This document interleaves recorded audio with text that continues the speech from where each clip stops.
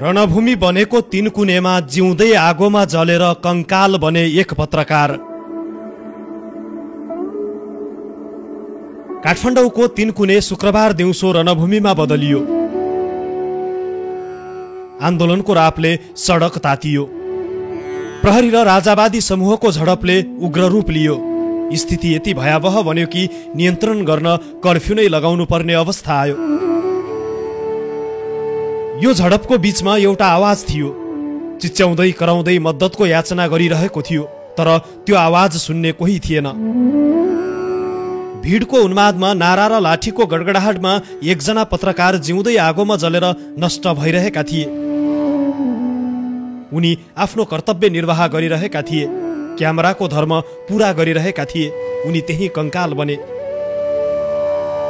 राजावादीले आगजनी गरेको काठमाडौँको तीनकुनेको घरको माथिबाट उनले टेलिभिजनका लागि दृश्य खिचिरहेका थिए। राजावादीहरूले उक्त घरमा प्रहरी बसेको आरोप लगाउँदै आगो लगाइदिए। उनी त्यही जलेर नष्ट भए। यसरी ज्यान गुमाउनेमा एभिन्यूज टेलिभिजनमा कार्यरत पत्रकार सुरेश रजक रहेको खुलेको छ। उनी एभिन्यूज टेलिभिजनका क्यामेराम्यानका रूपमा कार्यरत रहेको खुलेको छ। उक्त भवनमा आगो लगाइएपछि जलेर ज्यान गुमाएको अवस्थामा रजकको शव बेलुका भेटिएको हो। जलेर मृत्यु भएका उनको शव नचिनिने अवस्थामा भेटिएको छ। यस्तै कोटेश्वरमा प्रदर्शनमा उत्रिएका एक प्रदर्शनकारीको मृत्यु भएको छ।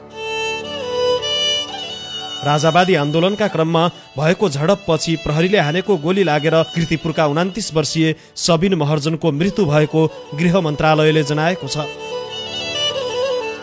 प्रदर्शनमा घाइते भएका उनलाई उपचारका लागि शिक्षण अस्पताल पुर्याइएको थियो। अस्पतालका निर्देशक डाक्टर सुभाष आचार्यका अनुसार उनको घाँटीमा गोली लागेको थियो। मृत्यु भएको अवस्थामा उनी त्यहाँ पुर्याइएका थिए। राजावादीको आन्दोलनका क्रममा 4 जना प्रहरी गम्भीर घाइते भएका छन्। काठमाडौँ उपत्यका प्रहरी कार्यालयका अनुसार आन्दोलनमा 23 जना प्रदर्शनकारी घाइते भएका छन्। आन्दोलनका क्रममा गम्भीर घाइते भएका 4 प्रहरीको प्रहरी अस्पतालमा उपचार भइरहेको छ। घाइते प्रदर्शनकारीको भने अन्य सरकारी अस्पतालमा उपचार भइरहेको छ। कार्यालयका प्रवक्ता प्रहरी वरिष्ठ उपरीक्षक शेखर खनालका अनुसार आन्दोलनकारीहरूले एक प्रहरीको गाडीमा आगजनी गरेका छन्। 2वटा प्रहरीका गाडी तोडफोड गरेका छन्। प्रहरीले साँझसम्म हिंसात्मक गतिविधिमा संलग्न 17 जनालाई नियन्त्रणमा लिएको छ।